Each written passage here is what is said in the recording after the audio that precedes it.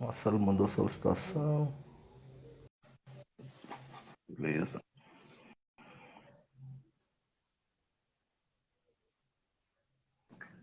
Agora. Agora sim. E aí, Marcelo? Esperar o pessoal entrar aí pra gente começar com a nossa live. Montes Tabocas, Patrimônio e Memória. Não, você que manda aí, né? Você é o pai do Tranquilo. mundo. Por enquanto tá Pedro. Uhum. O pessoal É, já tá entrando. dois visualizando, né? Esse visualizado que aparece em cima não tem nada a É, ver comigo e você, são dois a mais. é. No caso, são quatro Cadê? pessoas conectadas, né? Não, no caso ele conta com o senhor. É só não Ah, conta comigo. É. entendi. Então Esperar tem um. ele, o Pedro, entrou agora o Sálvio, Salve. Salve foi um aluno meu. o nosso E colega Romário. Romário. Sejam bem-vindos aí, pessoal. Grande é Grande você. historiador. Romário.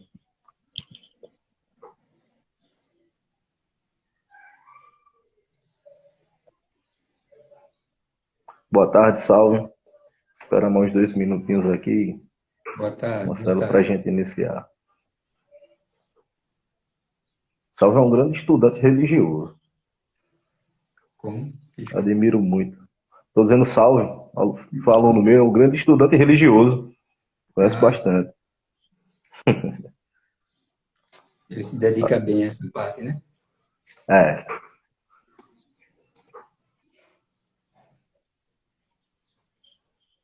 eu estou esperando, pessoal. O pessoal ir chegando aí. Já temos conectado aí 7 pessoas. Vamos lá. Vamos dando início. No decorrer do tempo, o pessoal vai entrando. O intuito da nossa live, pessoal, é trazer essa questão da memória e do patrimônio. Né? À toa que nosso título, né, é o Montes Tabocas, Patrimônio e Memória. A importância de trazer, hoje, no dia 3 de agosto, a necessidade e a real importância do patrimônio e da memória. Aí hoje, como ano passado eu fiz uma live só, contando um pouco da história, convidei o professor Marcelo, que graduado em licenciatura plena em História, mestre e agora doutorando, quase doutor aí, na área de arqueologia, correto? Aí pode se apresentar, Marcelo, aí para o pessoal que não lhe conhece, ele conhecendo, meu professor. Nada, a gente que aprende junto. Vocês não sabem o quanto ensinam a nós. Agora devem saber, né? Agora que estão vivenciando o lado de cá do biru, da sala de aula, Exatamente. agora entendem tudo aquilo que a gente fala, quando está na frente do quadro, quando está diante de vocês. Bom, mas é isso. Muitos dos que estão participando, estão entrando, são nossos conhecidos. Eu fico primeiramente grato pelo convite e pela lembrança do convite. Para mim é sempre bom, satisfatório discutir, conversar um pouco sobre a história de nossa cidade, que, quer queira, quer não, é uma história que ultrapassa as nossas fronteiras, os nossos limites municipais. É uma história brasileira e, por que não, também internacional? Claro que sim. Por quê? Porque a gente vê no contexto século XVI, século XVII, iniciando o século XVI, o contexto de uma internacionalização das potências europeias. Então, entender um pouco Montes Tabocas, historicamente falando, é entender também esse contexto histórico daquele período, principalmente no século XVII. O contexto histórico europeu, que deságua, que espelha, vamos dizer assim, no contexto histórico das suas colônias, e que nós, à época, como sendo colônia, vamos sofrer todo esse tipo de impacto que vem de fora. Então, quando a gente se debruça, de fato, para dar uma olhada sobre isso, sem exageros interpretativos, sem exageros ufanísticos, vamos dizer assim, a gente começa a ver realmente o quão difícil é o trabalho de um historiador. Claro, Verdade. não pregar verdades, isso aí não cabe a nós. Mas é, de fato, buscar entender e interpretar todo o processo histórico de uma sociedade. E trazer à tona toda a análise do que possa ser entendível das representações sociais, dos comportamentos, das mudanças, impermanências, do pensar de toda uma sociedade. Porque nós somos hoje fruto do que fomos no passado. Não sei o dia de amanhã. O historiador não tem esse poder de previsão. Verdade. O que a gente pode fazer é usar dados estatísticos, probabilidades, isso aí já são os campos metodológicos, para a gente poder analisar um pouco algumas probabilidades e fazer alguns levantamentos de hipóteses. Mas, de fato, prever o futuro, isso aí é complicado. Difícil. Só para quem realmente gosta de se atrever a isso. Mas, Verdade. essa minha apresentação é um pouco isso. Por isso que eu acho muito importante a sua iniciativa, a iniciativa do seu canal, a proposta. Quando você me convidou, aceitei de pronto, porque, de fato, eu realmente gosto de fazer esse tipo de diálogo. Para mim, é um diálogo extremamente construtivo e, novamente, repito, tentando fazer um diálogo sem aquele discurso caloroso, ufanístico, mas tentando entender o mais coerente possível diante de conceitos e aplicações teóricas e que a gente possa analisar e pensar sobre esse fato atrelado a outros fatos que está atrelado a um grande processo histórico. E, claro, com a aplicação de metodologias que é o que dá base, é o que cunha o alicerce científico. Então, nada pensando na questão do achismo, deixou de ser, ou era, ou talvez se fosse assim, se fosse assado. É a gente pensar de uma forma coerente, bem alicerçada, teoricamente e metodologicamente falando, para tentar ter o mínimo possível de interpretações errôneas do nosso presente. Exatamente. Não só do nosso passado, mas do nosso presente também. É isso. E você já me apresentou, sou professor da Secretaria de Educação do Estado, também do Magistério Superior. Então, eu costumo dizer aos alunos que do campo de docência, nesses praticamente 20 anos de aula, desde o Fundamental 1 até o da pós-graduação, lato sensu, já quebrei a cabeça e já participei um bocado. É isso. É isso, e estou pegando até hoje. É isso aí. Para quem não me conhece, né? Tem algumas pessoas aí que estão me vendo agora pela primeira vez. Sou graduado em licenciatura plena em História, pós-graduado em Ensino de História do Brasil, onde na minha graduação pude fazer meu trabalho com conclusão de curso com o senhor, me orientando.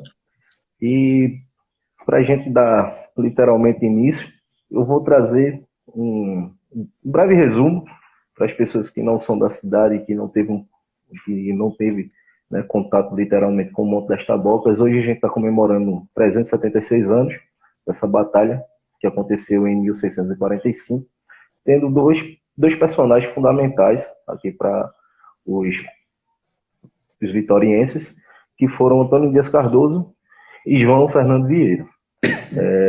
Duas pessoas que vieram literalmente para ter em si esse enfoque da batalha. E a grande representação também do próprio catolicismo nessa batalha, não é à toa que ainda tem todo o simbolismo por trás disso. Lá hoje, no Monte das Tabocas, foi levantada a capela que data-se de... Foi de 1945 que ela foi construída, aqui em memória a Nossa Senhora de Nazaré, porque foi uma das promessas aí em campo de batalha. Marcelo, e trazendo um pouco desse diálogo, ontem eu fazendo uma pesquisa, eu que já passei um tempo no Exército Militar, e eu fui lá em alguns arquivos eletrônicos que temos à disposição, qualquer uma pessoa tem, e eu fui ver um pouco da visão do Exército sobre a Batalha do Monte das Tabocas. Eu trazer um pouco dessa curiosidade aí, que no próprio Diário do Patrimônio Histórico e Cultural do Exército Brasileiro, ele afirma que o patrimônio da vitória dos lusos brasileiros, os brasileiros, aconteceu em Vitória de Santo Antão, que foi a primeira vitória aqui. Ou seja, o próprio Exército ele vem com sua representatividade reconhecer a primeira façanha do Exército Brasileiro aqui em Vitória de Santo Antão. E a gente tem um trabalho fundamental, nós vitorienses, para resgatar um pouco dessa memória, e também aqui ataca um pouco, né, um pouco de quantitativo que eles trazem lá, que é cerca de 1.700 personagens holandeses que compõem o exército contra pouco mais de 1.000 homens em campo de batalha. E algo bem interessante que eles consideram nós, pernambucanos, como a Guerra Brasílica. Ou seja, então daí o exército já traz em tona essa Guerra Brasílica, que foi a primeira, tendo seu final lá no Monte Guararapes. Aí sobre isso, a gente entende-se que a história da vitória de Santo Antão, ela vem trazer esse nome por conta dessa memória. E eu queria passar um pouco essa bola para o senhor, trazendo um pouco da visão social que a gente tem hoje. Não temos uma grande representatividade na cultura e na memória de Vitória, feito a gente gostaríamos, mas a gente está em processo de avanço. E hoje também trouxe um pouco da visão do próprio Exército Brasileiro em torno do Monte das Tabocas, e gostaria de saber a sua visão, o seu conhecimento a respeito da Batalha do Monte das Tabocas e a memória como patrimônio e memória. Certo, eu vou tentar organizar a minha linha de raciocínio em cima do que você comentou, tentando não fugir dessa proposta temática da live em si, Monte das Tabocas, patrimônio e memória. Memória. O contexto histórico, no enredo histórico do Monte das Tabocas, ele, como é que eu posso dizer? Ele é de conhecimento, vamos dizer assim, ele está nos livros didáticos, ele está na internet. Hoje em dia a gente tem a ferramenta da internet que é fantástica. A gente sabendo usar a internet é uma dádiva tecnológica. Sabendo usar, né? Porque muitas vezes as dádivas são usadas tanto para o bem quanto para o mal. Mas tentando não me prender muito nesse contexto histórico, mas e sim nessas análises puxando para o patrimônio e para a memória, a gente tem que ver determinados pontos. Por exemplo, o que é que a gente tem de fonte dessa memória? Poxa, um conflito, especificamente no monte, porque lá não foi o único, entre os ditos luso-brasileiros e os holandeses. Houveram outros, depois do Monte das Tabocas tem as famosas batalhas dos Guararapes, tem os conflitos que se dão nos engenhos, por exemplo, depois de Tabocas teve o conflito no engenho de Casa Forte. O próprio período de perseguição dos holandeses aos brasileiros encabeçados por Vieira, que vem chegar até o Monte das Tabocas e não chega, não por uma questão, vamos fugir de uma maneira aleatória. É, é, é, é uma fuga, assim, porque houve o estouro da insurreição. É uma fuga orquestrada, organizada, militarmente, assim dizendo. Não tô, quando eu falo em organização, é em questão de um pensamento estratégico, logístico. A própria escolha do monte, ele é um pensamento logístico. Veja, não é à toa, Monte das Tabocas, Monte dos Guararapes, Montes dos Guararapes. Lá são montes porque é um só, mas que num contexto topográfico são praticamente três montes. Se não me engano, o Monte do Oitizeiro, termos de hoje, tá certo? Uhum. Monte do Oitizeiro, Monte do Telégrafo, eu posso estar enganado, mas se não me falha a memória.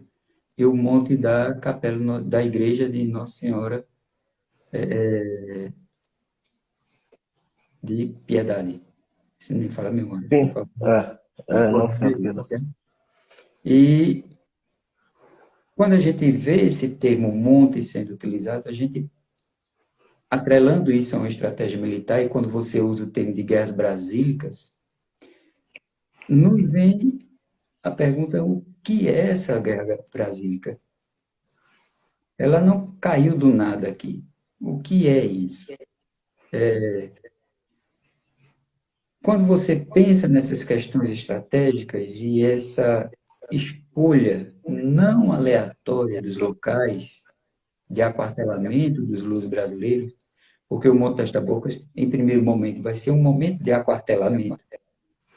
Aquartelamento que eu digo não é que é construído um quartel lá, fisicamente, nem em terra, nem em pedra, nem em paliçada.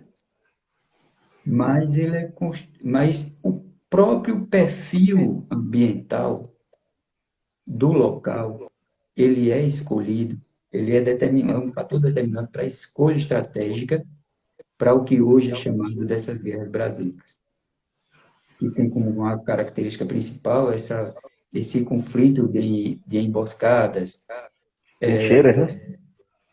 como Guerras de trincheiras. de trincheiras, essas. Hoje o termo milícia é muito ligado a termos de paramilitares, isso, aquilo, outro, mas naquele período não deixa de ser paramilitares, mas eram os conjuntos militares da época de fato. Não existia uma guarda nacional, vamos dizer assim. E essas escolhas destes locais eram de maneira estratégica, mas não veio de uma maneira aleatória. Ela teve um objetivo. Dias Cardoso, por exemplo, enquanto Vieira estava no comando dos insurretos, aquartelados em covas antes de vir para Tabocas, Dias Cardoso já tinha um conhecimento muito grande desse território que hoje é Vitória, mas que, à época, até um pouco antes, era chamado de Mata do Brasil, que era uma localidade que tinha como fonte econômica principal para os portugueses a exploração do pau-brasil. E as rotas de exploração do pau-brasil nesse interior, principalmente era tido da Vila de São Lourenço para aqui, para Vitória, por isso que a gente tem o Monte das Tabocas, São Lourenço, Engenho Covas, Tabocas, Vila de Braga, em 1626. Braga já tinha chegado aqui com a família dele e já estava se montando todo o cenário para mais tarde ser um, um, um grande aldeamento humano.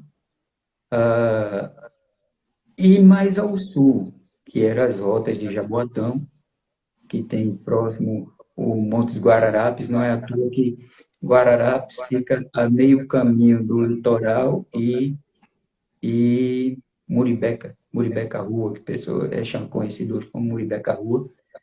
Não Uhum. o bairro Muribeca no Jaboatão Antigo em si, mas é o Muribeca Rua, o distrito de Muribeca mesmo, que é contemporâneo, todos eles contemporâneos nesse período. Então, as escolhas dos locais, ele é regido por uma estratégia, por um conhecimento prévio.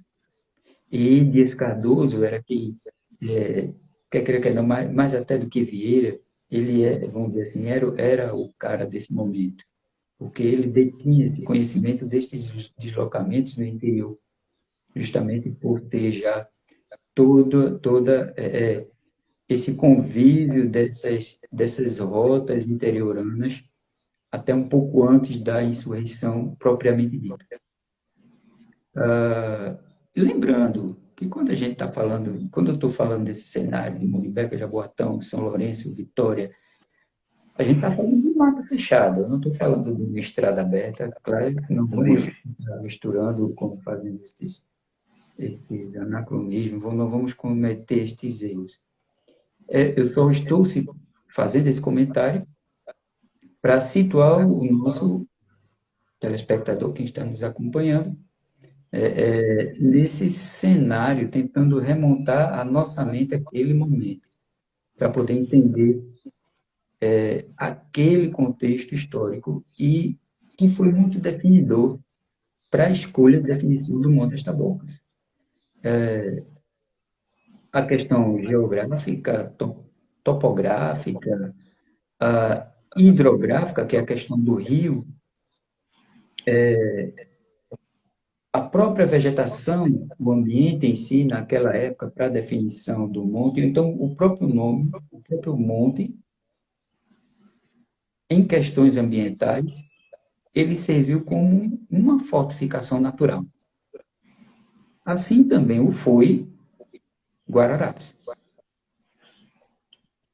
Comparando Guararapes com Vitória, com Tabocas, Tabocas ainda tinha uma vegetação peculiar, que assim diz as fontes da época, que é justamente o que a gente tem, o que vem a nós à tona do conhecimento da época, que são os soldados holandeses que escreveram, como o Hansen, que escreveu um diário sobre isso, Diogo Santiago fez um livro sobre isso, que as cartas, os documentos oficiais trocados na época, que são os documentos que os historiadores atuais se utilizam disso. Hoje, atualmente, um grande historiador pernambucano, que eu não poderia deixar de comentar sobre ele, que é o professor Miranda, Bruno Miranda, lá da Rural, que escreveu o livro Gente de Guerra, que foi um livro fruto da tese de doutorado dele, lá em Amsterdã, que, diferentemente, ele debruçou o olhar dele para conhecer um pouco dessa soldadesca holandesa, que não era, entre aspas, holandesa. Era gente de tudo quanto era canto da Europa. Por exemplo, o Peter Hansen, ele era alemão. Então, veja, muita gente de todo local da Europa, porque não existia uma unidade militar nacional, vamos dizer assim. A formação do sentimento militaresco, e sim, eram verdadeiros grupos de milícias contratados, pessoas contratadas para servirem, no caso, a Companhia das Índias Ocidentais. Então, a escolha da área de Tabocas teve como um fator principal o seu próprio, vamos dizer assim, design ambiental. As tabocas, o rio Tapacurá, que a gente tem em mente hoje, o rio Tapacurá, aquela faixa estreita de água que passa ao sopé do monte. Mas é só a gente lembrar, por exemplo, no período de inverno, que quando ocorre grande enchente do Tapacurá, a vazante do rio é fantástica. É, não. E é só quem conhece o monte vai estar visualizando o que eu estou dizendo. Só a parte da campina, a margem do rio, toda aquela largura do rio, ela é inundável. Isso é um dado importante para a gente entender mais tarde a questão da cultura material, que é onde entra um pouco do pensamento arqueológico em cima daquele campo de batalha. Então, muitas vezes a gente pode dizer, mas por que vieram parar aqui? O porquê do monte. Então, a gente tem essa, esse raciocínio, essa interpretação das fontes e sobre uma análise paisagística de definição da escolha do monte em relação a isso. Definição essa que já vem de um conhecimento estratégico militar anterior ao descendor. E essas ditas guerras brasílicas, guerra de emboscada e por aí vai, ele já era um tipo de embate que já era praticado, por exemplo, entre reinos da África. Então, os portugueses, em contato com os africanos, buscando já as colônias africanas, trouxeram esse tipo de guerra para os territórios portugueses. Lembrando que o tipo de batalha era diferenciado na Europa. Por exemplo, a guarnição holandesa, ela veio preparada para lutar de uma forma e de repente deu de cara com uma forma totalmente diferente da que eles eram Treinado. treinados a lutar, a batalhar. Esse Eles, é tido um dos fatores do porquê a guarnição holandesa não ter conquistado bons frutos em Tabocas, que mais tô tarde só pra, estarão nos Guararapes. eu tô anotando Essa aqui a pergunta que o diferenciação pessoal está fazendo, só de- para. Tô anotando aqui a pergunta que o pessoal está fazendo, que é, no final eu vou fazendo aqui as perguntas ao senhor para o senhor ir respondendo, só para o pessoal ficar situado. E a respeito certo. disso, se eu não me engano, o treinamento era um treinamento sueco, europeu, que desenvolveu a Companhia das Índias Ocidentais para a formação dos militares. Olhando Assim, direitinho, não é fácil, veja bem, a pessoa diz, veja, você falou aí, deu um dado de 1.700 soldados holandeses, 1.700, 1.900. entre Ah, 1700 e 1900.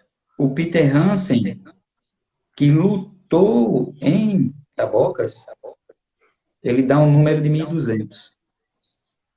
Então, no diário dele. Então, diário dele que é utilizado por Miranda na obra dele, no livro dele de 2011. Então, as fontes, elas podem divergir um pouco, mas o importante é o historiador saber ter o conhecimento de buscar essas fontes. E Exatamente. muitos desses dados são dados até que estão lá na Holanda, dados da companhia, dos arquivos holandeses, assim como muitos dados da colonização portuguesa no Brasil estão em Portugal, mas que de alguns anos para cá, muitos dados vieram para Pernambuco, que foram digitalizados através de um projeto da Universidade Federal de Pernambuco, do Departamento de História, que digitalizou essa documentação do período colonial brasileiro, trouxe estes arquivos para Pernambuco.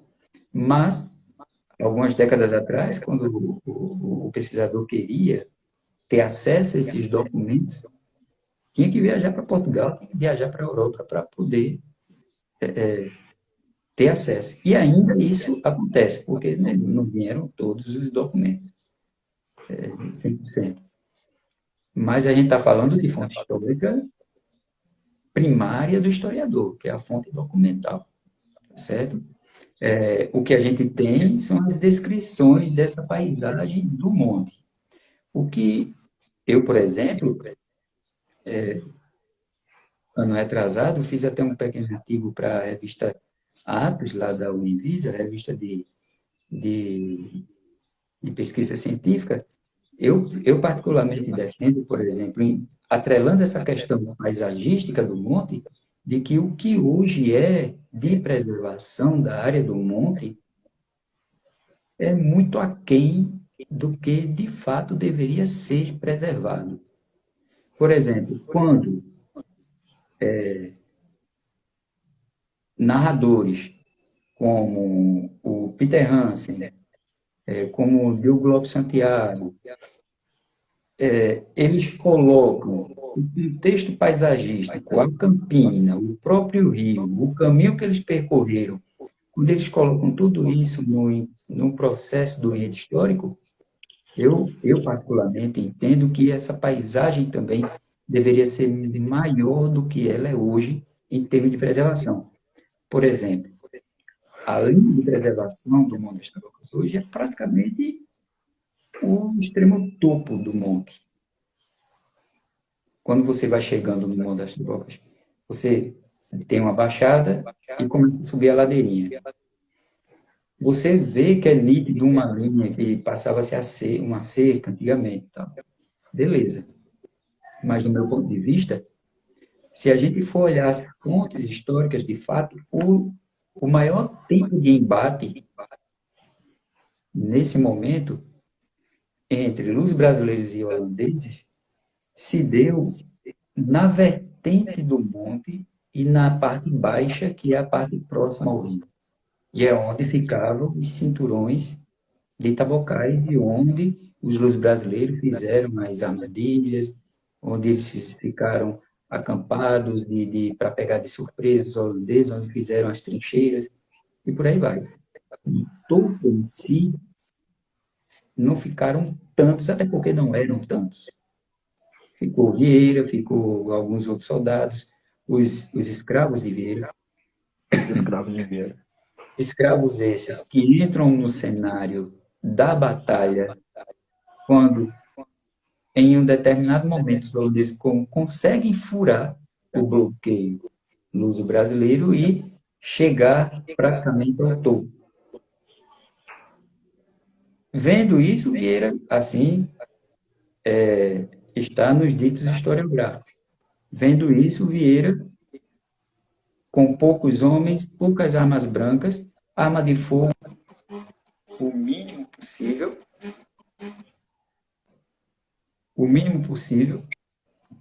arma de fogo praticamente para os brasileiros nesse momento é um luxo. Então, vendo isso, Vieira, segundo a historiografia, uma média de 50 escravos, promete alforria os escravos para que eles entrem na batalha. Até então, eles não estavam participando. Se a gente for olhar, se a gente for fazer uma crítica só a esse ato, uma crítica, quando eu uso o termo crítica, eu não estou falando do termo crítica de uma forma negativa. Eu estou falando, buscando fazer a interpretação como pesquisador, à luz de aplicações teóricas da área de história. Se a gente for analisar direitinho, será que Vieira teria prometido alforria aos escravos se ele já tivesse quase com a corda, se ele não tivesse com essa corda no pescoço, em apuros? Eu digo isso o seguinte, porque até hoje, esse fato, a Vieira prometeu a liberação para os escravos, certo? Mas isso é visto com um discurso muito vago, na minha opinião. Eu posso até ser criticado depois.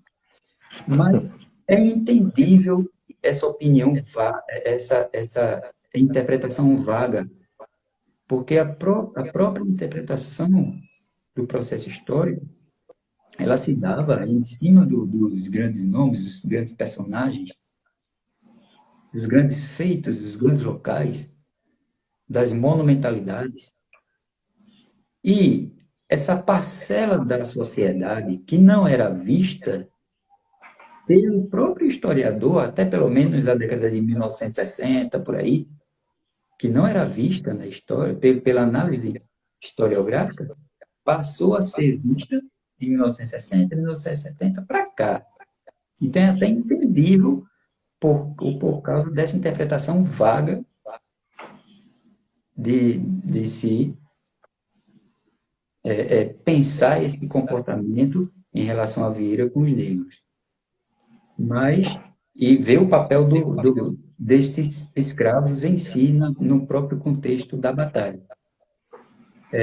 A gente sabe que de 1960, 1970 para cá, a corrente teórica da história, com a escola dos análises, com a escola francesa, é praticamente o que rege hoje.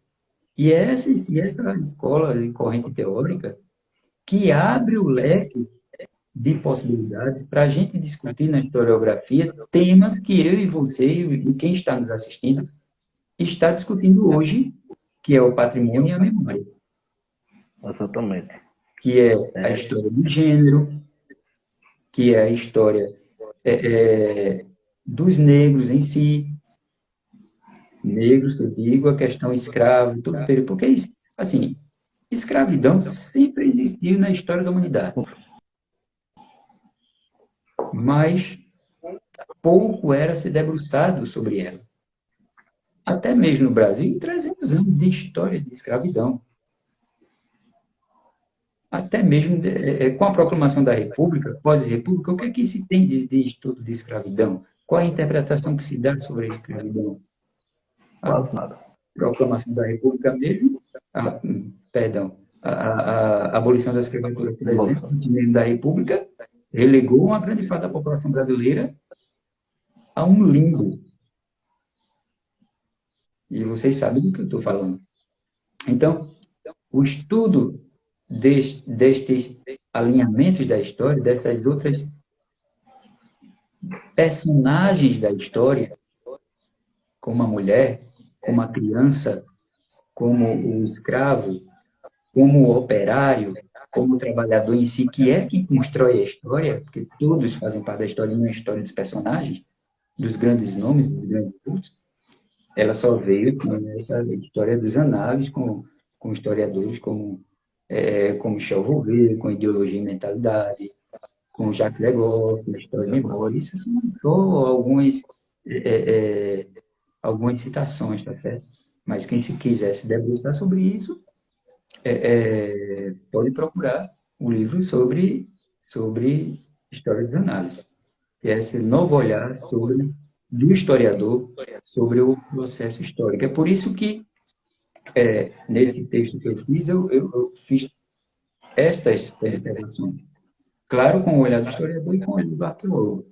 Que voltando para a paisagem, essa paisagem, para mim, ela faz parte de um contexto. Então, hoje, eu acredito que o que hoje é tombado como patrimônio, que é o topo do monte, é aquém, em termos de paisagem, do que deveria ser. Deveria ser um pouco mais além do rio, para se preservar para o futuro, porque tudo isso é o que faz parte da memória. E você pode dizer, memória, mas o Vitorino não ter... Ninguém de hoje esteve lá presente, são quase 400 anos de história da Batalha do Monte. Mas porque 376 essa anos. memória, todo ano, ela é acionada novamente. Aí muitas pessoas criticam, e eu acho corretamente criticar, eu sou um deles. Boa parte do ano o mundo desta data fica lá esquecido, só é lembrado do mês de agosto. Tudo bem, mas é lembrado do mês de agosto. Então, o que é que faz essa memória ser ativada? Qual os interesses por trás disso? Os interesses da grande maioria, de uma pequena maioria. Quem de fato entende o discurso da representatividade daquele local para formação da identidade não só do vitoriense, mas do pernambucano e do brasileiro. Quando eu digo isso, remonto quando você começou falando aí sobre a questão do exército, que o exército tem, as Forças Armadas têm, no mundo das tabocas, a identidade de formação do exército. Foi aqui que exatamente. começou o Exército Brasileiro. Mas, e a sociedade? Até que ponto E você?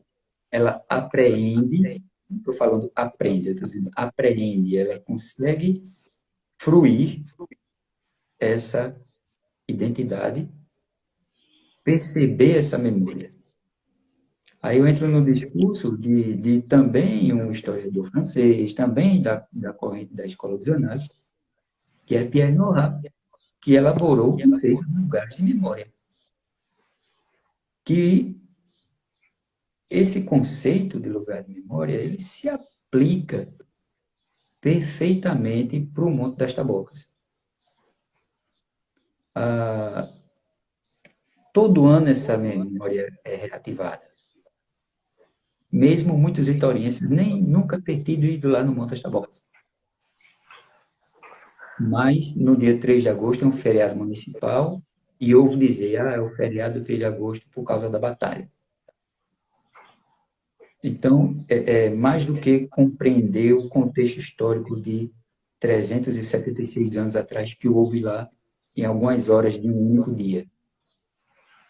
Mas é entender a importância daquele local na formação da identidade hoje. Eu não sei se você está entendendo o meu, Perfeitamente.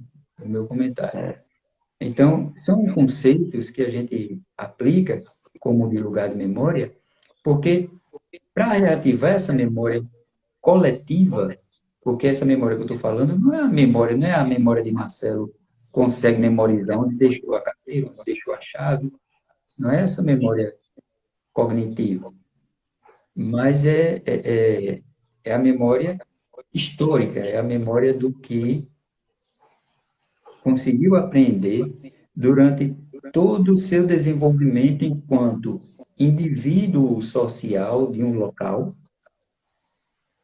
porque o ser humano ele se desenvolve aprendendo com os seus.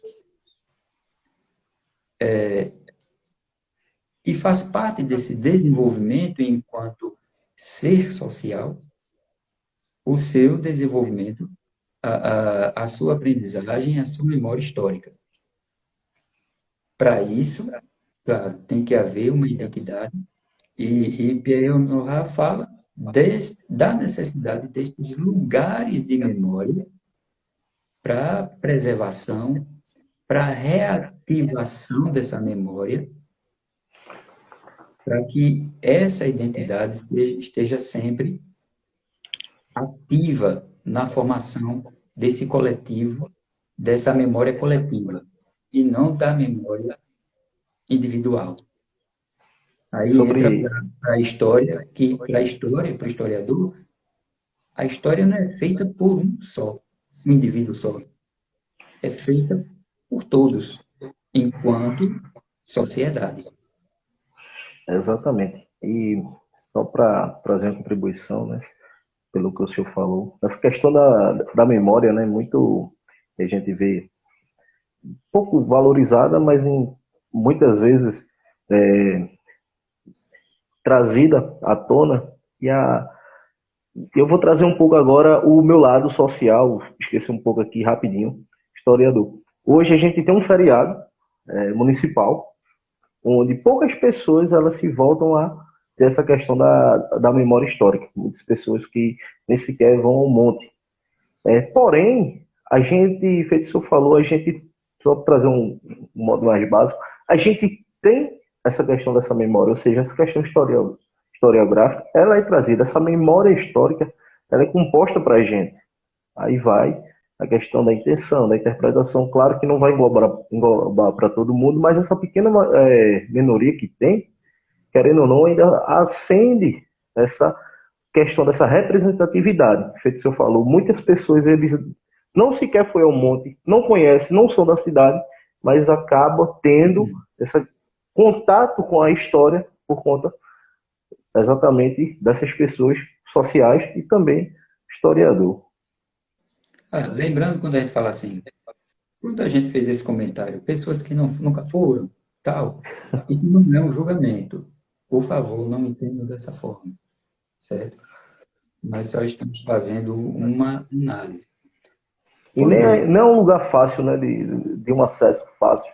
Pessoas precisam de veículos, de transporte para sim, chegar sim, lá. sim. Mas veja, a memória, principalmente memória coletiva, hoje, e os próprios historiadores alertam que a memória também ela pode ser um instrumento do poder, certo? Veja bem,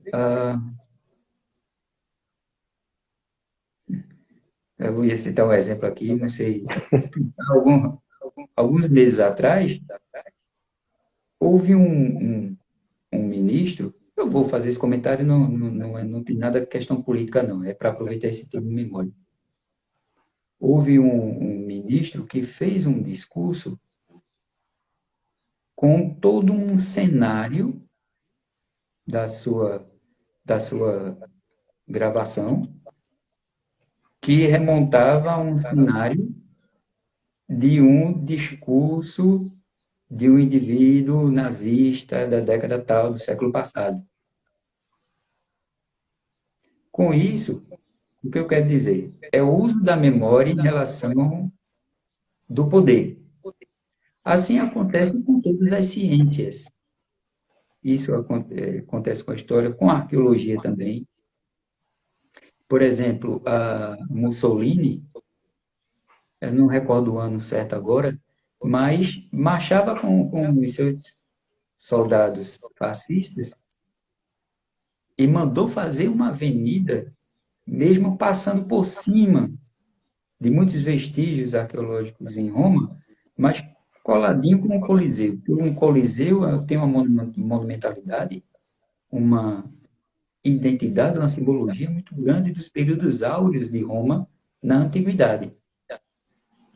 E uma das coisas de Mussolini era tentar resgatar essa identidade romana de um dia império para justificar o pensamento fascista. Veja o uso da memória e da Da identidade em memória. relação à questão do poder. E Apropriação. não é diferente para os dias de hoje.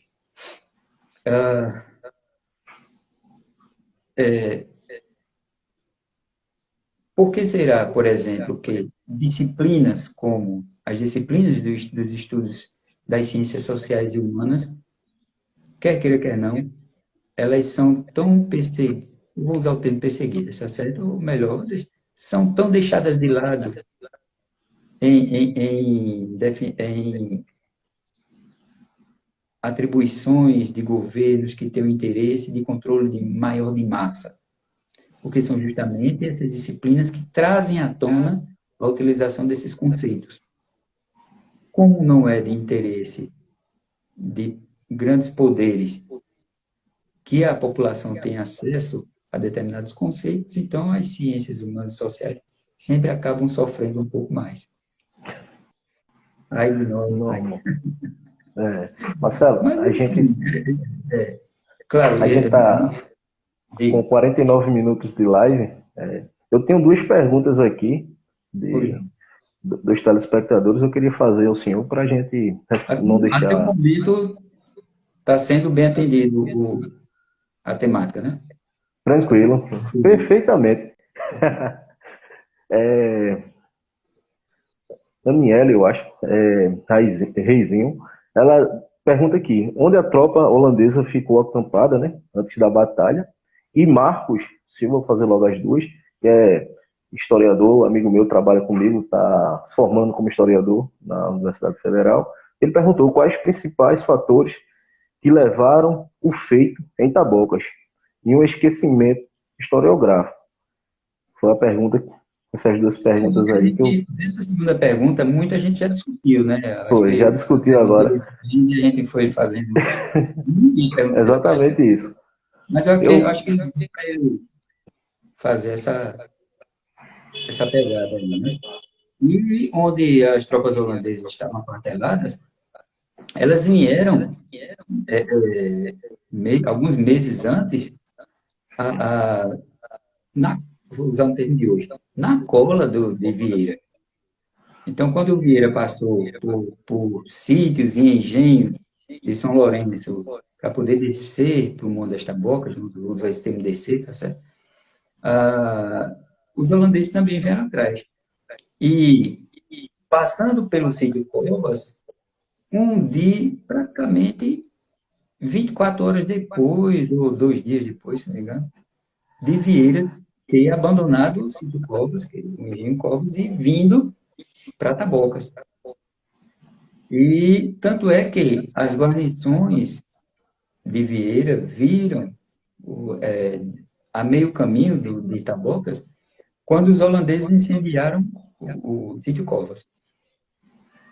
E, segundo o Peter Hansen, quando os holandeses chegaram às margens de um grande rio, que naquela época ele não tinha essa denominação de Itapacurá,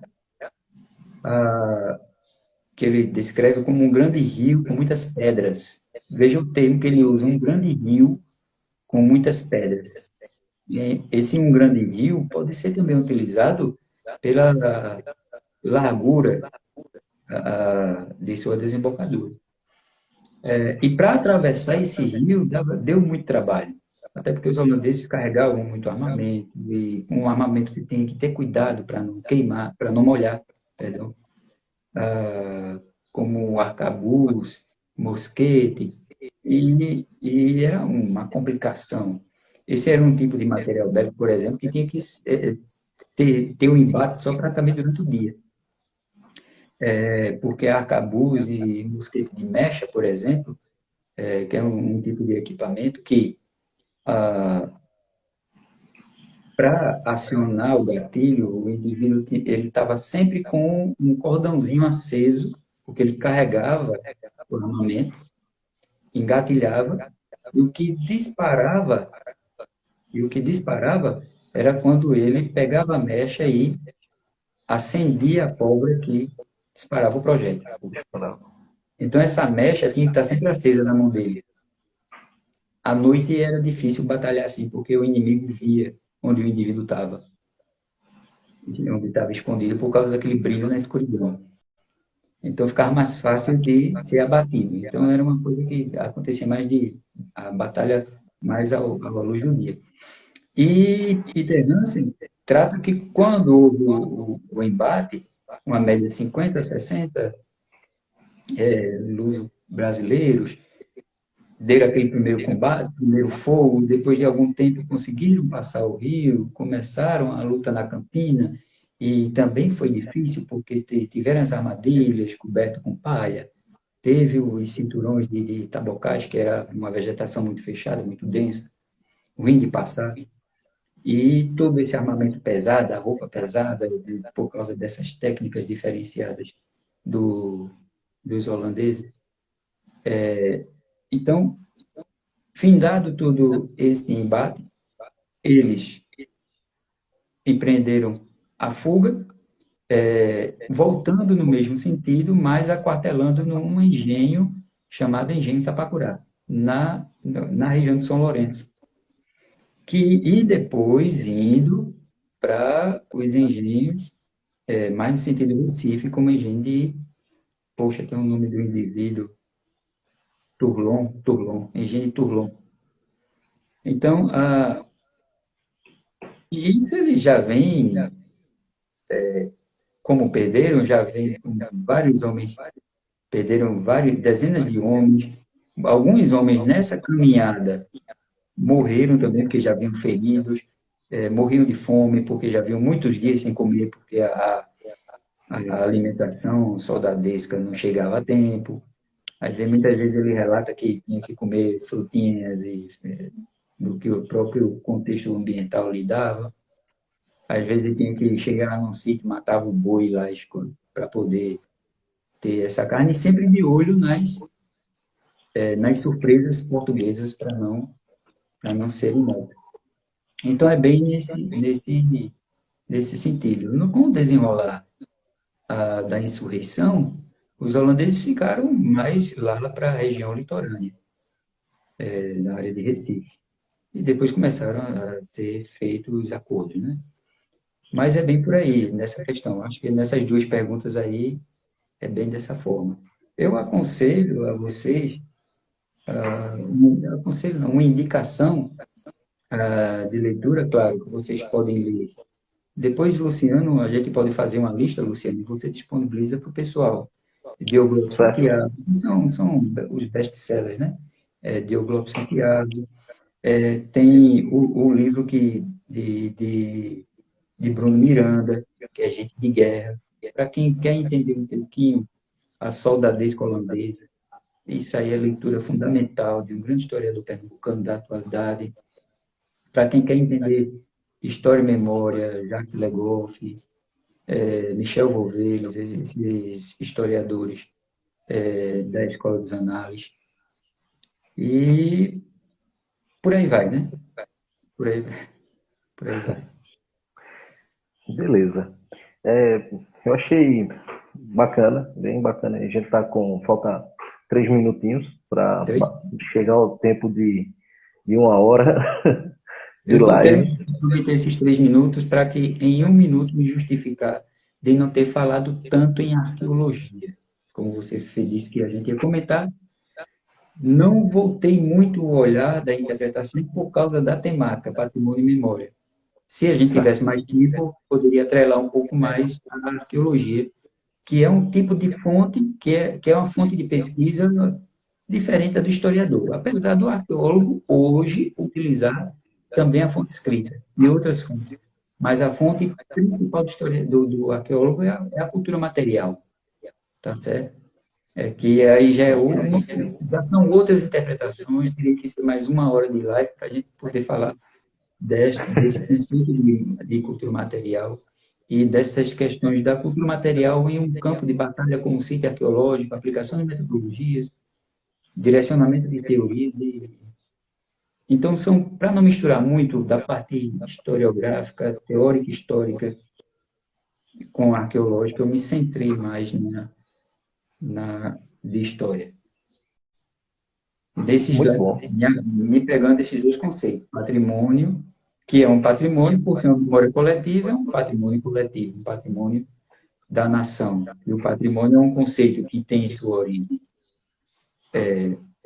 ser familiar, pater, que vem de família, que é aquilo que pertencia ao pai, ao dono da casa, que isso é um conceito romano, juridicamente romano, mas que no século XX, principalmente, vão passar por todo um discurso internacional, principalmente na Europa, que começa a ganhar o viés das identidades e das memórias